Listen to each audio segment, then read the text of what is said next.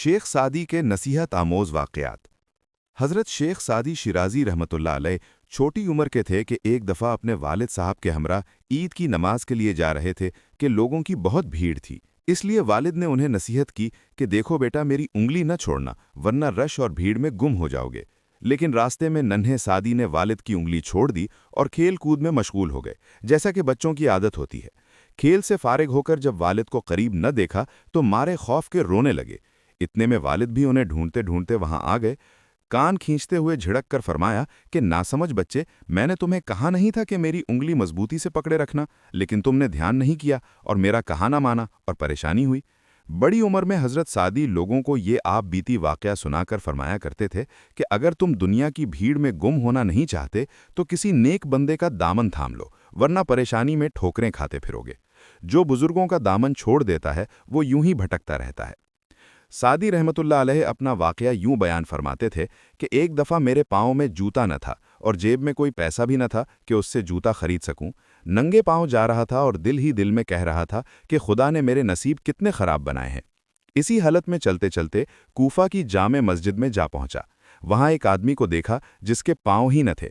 मैं फ़ौरन खुदा के हुजूर सजदे में गिर गया और खुदा का शुक्र अदा किया कि जूता न सही, खुदा ताला ने मुझे पाँव तो दे रखे हैं। अपने बचपन का वाकया एक और शेख सादी रहमतुल्लाह अलैह कुछ इस तरह बयान फरमाते हैं कि एक शब को मैं अपने वालिद साहब के साथ मस्जिद में गया। मेरे वालिद सारी रात वहां इबादत करते रहे, उनके साथ मैं भी नमाज में मशगूल हो गया। हमारे नज़दीक चंद आदमी गहरी नींद सो रहे थे। मैंने वालिद साहब से कहा कि ये लोग ऐसे सो रहे हैं जैसे मर गए हों। किसी ने नमाज पढ़ी और न दुआ की। वालिद ने कहा, बेटे, अगर तू भी नवाफिल न पढ़ता, बाकी जिक्र न करता और इन लोगों की तरह सो जाता तो इससे बेहतर होता कि तू इनकी बुराई बयान कर रहा है, यानी गीबत कर रहा है वगैरह।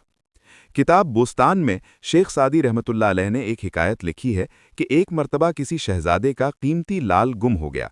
शब के वक्त किसी जगह गिर गया। उसने हुक्म दिया कि इस मकाम की तमाम कंकरियां उठाकर जमा करें। इसका सबब पूछा तो शहजादे ने कहा कि अगर छांट कर कंकरियां जमा की जाएं तो मुमकिन है कि लाल इनमें ना आए, और जब सारी कंकरियां उठाई जाएंगी तो इनमें लाल जरूर आएगा। लोगों ने शहजादे के हुक्म पर अमल किया तो लाल मिल गया। किसी ने इस हिकायत का तर्जुमा खूब किया है, ए ख्वाजा चे पुरसी अज शब कदर निशानी, हर शब शब कदर अस्त अगर कदर बिदानी। तर्जुमा, ए ख्वाजा, तू शब कदर की क्या निशानी पूछता है?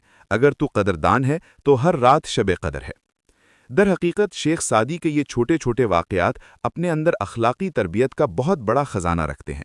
हमें ये सबक मिलता है कि हम सबको गीबत जैसे गुनाह कबीरा और खुदा ताला की बेशुमार नेमतों की नाशुक्री से बचना चाहिए और अपने बड़े बुजुर्गों की बातों पर अमल करना चाहिए। ये मशहूर बात है कि बुजुर्गों की मान कर चलने में कामयाबी है। दुनिया में हज़ारों मिसालें मौजूद हैं कि जिन्होंने अपने बुजुर्गों की बातों पर अमल किया, दोनों जहान की उन्हें सुरखरुई नसीब हुई। फिर आखिरी हिकायत से ये सबक मिलता है कि खुदा के बंदे वक्त को कीमती बनाते हैं, वो वक्त को ज़ाया नहीं करते। हज़रत उमर फ़ारूक रज़ियल्लाहु अन्हु ने रब ताला से दुआ मांगी थी कि खुदाया हमारे औकात को बाबरकत बना। जो हज़रात तहज्जुद की नमाज पाबंदी से पढ़ते हैं उनके लिए तो हर रात शब कदर है। गुलदस्ता वाक़यात व हिकायात।